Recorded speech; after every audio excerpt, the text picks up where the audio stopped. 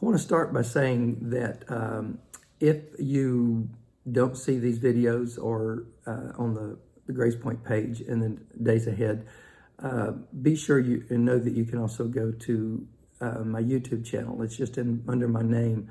And then you can put in a keyword like Grace Point Church. I know I put several words in there that can help find it. I've heard that there are some churches that their videos are being taken down.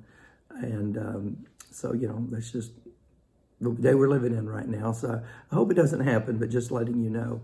But today I want to talk about sand. I've talked about building on the rock and the need for a solid foundation. But going to Matthew 7:24, Jesus said, "Therefore, whoever hears these sayings of mine and does them, I will liken him to a wise man who builds his house on the rock. And the rain descended, and the floods came, and the winds blew and beat on that house, and it did not fall, for it was founded on the rock." But verse 26 says, "But everyone who hears these sayings of mine and does not do them, I will liken him unto a foolish man who built his house on the sand.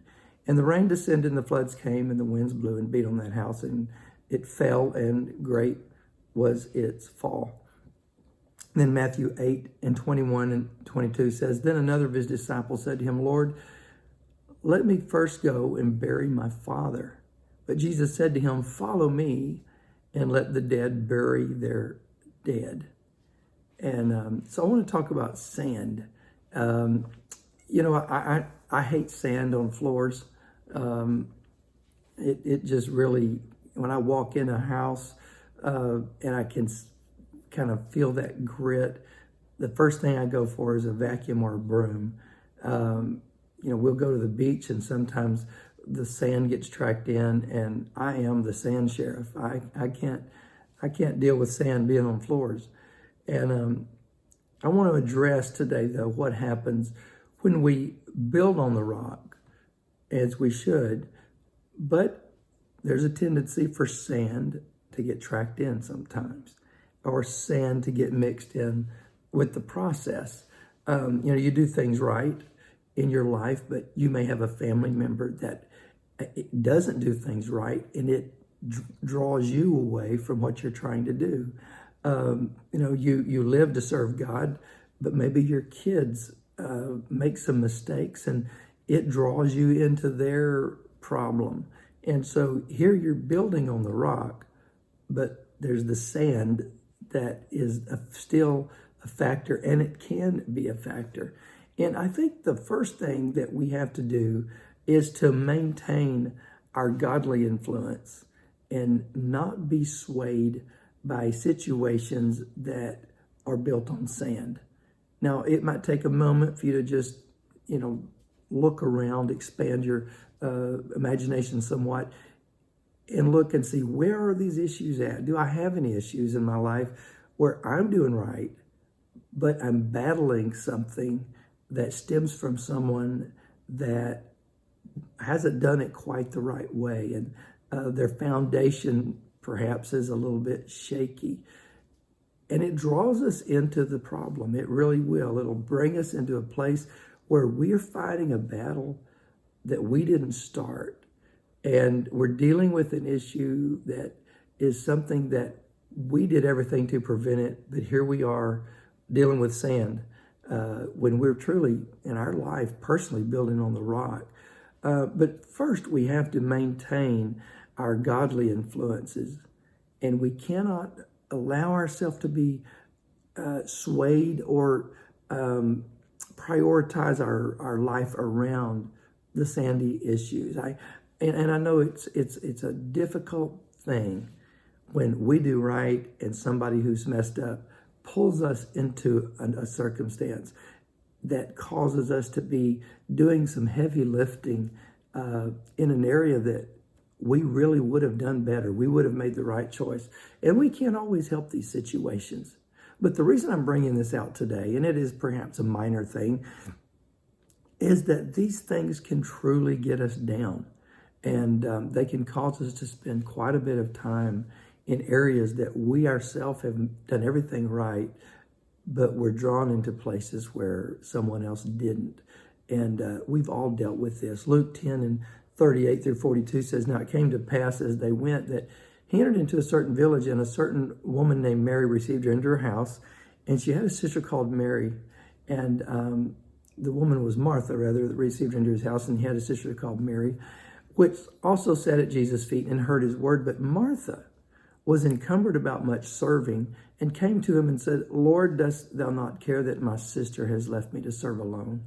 But therefore, bid her therefore that make her help me.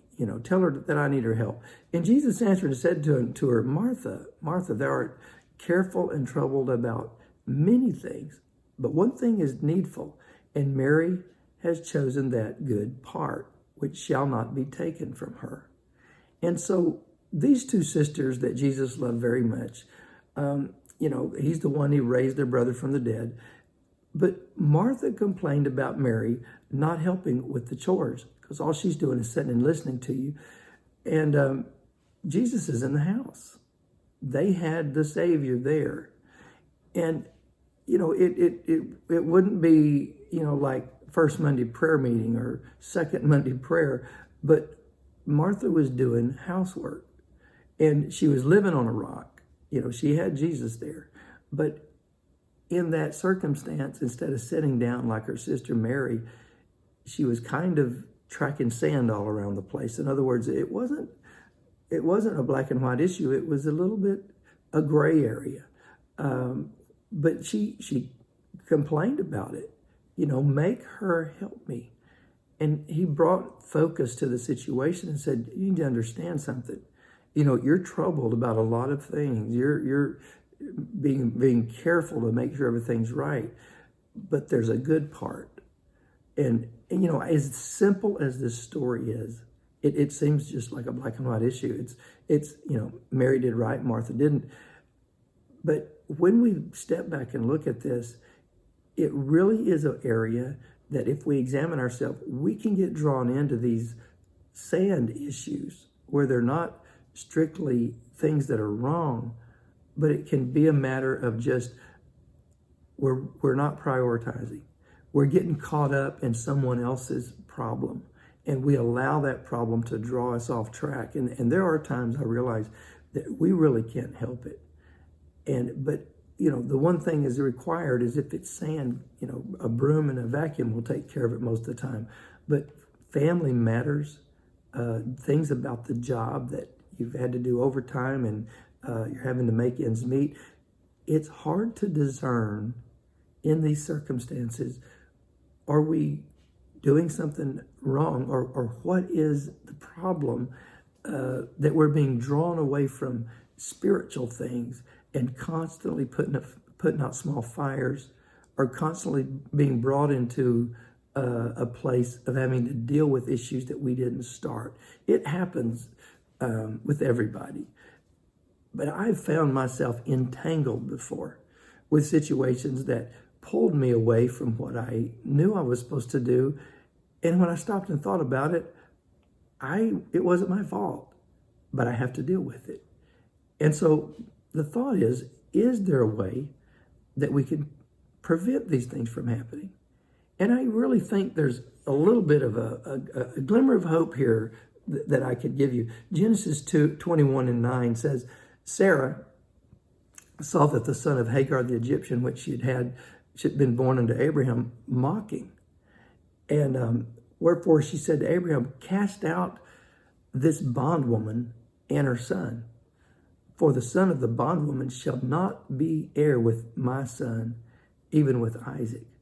And it seemed like a good idea at the time. Instead of living by faith in God's promises, let's do it our way.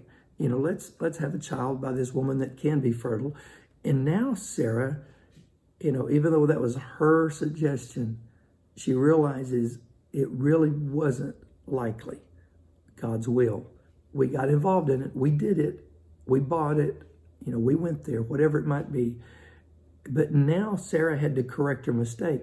And it's always good if we can come to this place, a husband and wife or friends of some sort.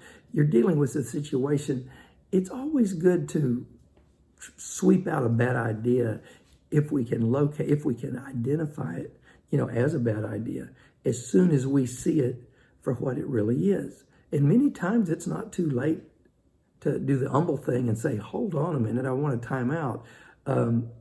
I think I've made a mistake here. We shouldn't have bought it. Let's take it back. We shouldn't have planned this. Let's reverse our plans. I'm talking about things that we do that it's not black and white issues. They're not wrong in themselves, but they can produce issues in our life that are not godly, or they can prevent us from truly serving God with our whole heart. Something we get involved in, something that we maybe allow our kids to get involved in, that on the surface, there's not something there that looks like it's bad or evil, but it's just a little sandy. It's bringing something unstable into our stability. And you yourself will have to identify these things. But we all have these issues that pop up that we have to deal with, and it comes from a decision made that we really need to go back and make sure that we undo that decision sometimes. Sarah, she finally woke up one day and said, you know what? Cast out this bondwoman. Look at her son is taunting our son. We have friction in our home.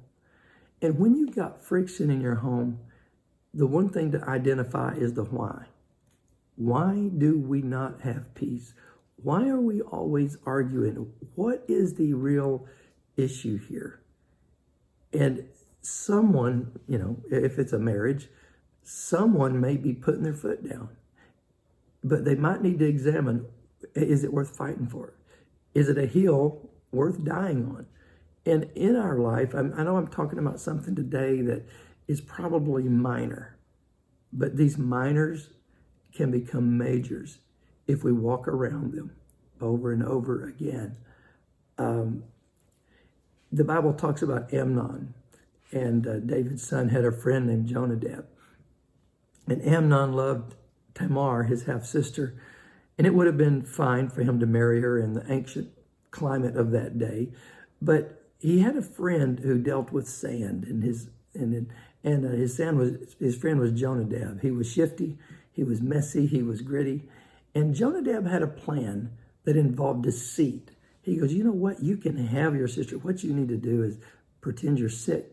Your dad will come in and say, what's wrong with you? And say, I'm sick, but really what I need is my sister Tamar to come in and fix me those pancakes that, she does so well. And then you got her. And he did this. And he attacked his own sister. And it set something in motion that it was terrible in and of itself. But Tamar had a brother, and that brother was going to get vengeance one way or the other. And he did get vengeance. Absalom invited everybody to his party, and he did it so that he could have some men to kill his brother. And then David heard of this. And I think at the moment, David wished so much that he had been more involved when somebody started tracking this sand in. When they started building with sand instead of stone, he had regrets because this created a problem, because they killed his brother, and then Absalom had to flee, and then Absalom had to come back. And David still had hard feelings against what he had done. And David didn't want to see his face. And so then he turned to the people and caused a national revolt where David was even run out of his kingdom for a while and had to be in a battlefield, or his men had to fight a battle against Absalom's people that he had gotten. And Absalom had to be killed. All of this started with not doing something. It wasn't what he did do, but it's what he didn't do. Now, there are things that are perhaps not wrong, but they can be called things we omit, not what we commit, but things we omit. And there are some things that require our action. We got to make a decision. We look around in our homes and we'll let something go. We allow it. We didn't do anything, but it's maybe what we didn't do. And if we're not careful to sweep out the sand every day, then we're going to end up allowing it to be tracked in, and things can get out of hand very quickly. And this, again, I say this is perhaps a lesson on some very minor things, but it also is to warn us that these minor things can become major problems. We have to be aware of the Jonadabs that we allow in our life, that we say, well, you know, it gets a little messy, it gets a little sandy. It's okay. We will deal with it. But, you know, he simply let Jesus know that he'd be back as soon as he went to bury his father. Remember that guy at the beginning? Lord, I want to follow you, but first, let me go bury my father. That's commendable. That's commendable. But he had it in the wrong order. He put things in the wrong order. His father wasn't dead yet. Right now, he could have followed the Lord, but he looked around and saw an earthly thing. You know what it was? It was sand. And we truly must examine our values, our decisions, our life as a whole, and think, do I have areas here that they look okay, but there's sand involved? And there's this man standing right next to the giver of life, and he made the decision, let me go bury my father. Let me go back and deal with domestic issues. When Jesus says, you need to follow me and let the dead bury their dead. And it sounds like a harsh statement, but what he meant is, if you're looking for life, you follow me, and those things are going to take care of themselves, because that's one of the benefits of serving the Lord. He will take care of those other issues. See, Jesus was saying, man, you know, you don't know the magnitude of the blessing that you have here. But the problems you're thinking of, they'll take care of themselves if you will just come and follow me. Galatians 6, 7, and 9, be not deceived, God isn't mocked. For whatsoever a man soweth, that is what he's going to reap. I remind myself of this every few days, that every day, whatever I'm doing, I'm sowing seed. Good and bad. Every day I'm sowing. For he that sows to his flesh shall of his flesh reap corruption. But he that soweth to the Spirit shall of the Spirit reap life everlasting. And then verse 9, and let us not be weary in well-doing, for in due season we're going to reap if we don't give up, if we don't lose heart. In due season we're going to reap. Let that be an encouragement to you, because if we can keep doing the right thing with the right material, where there's going to be a reaping, and we will be blessed and upheld by that blessing.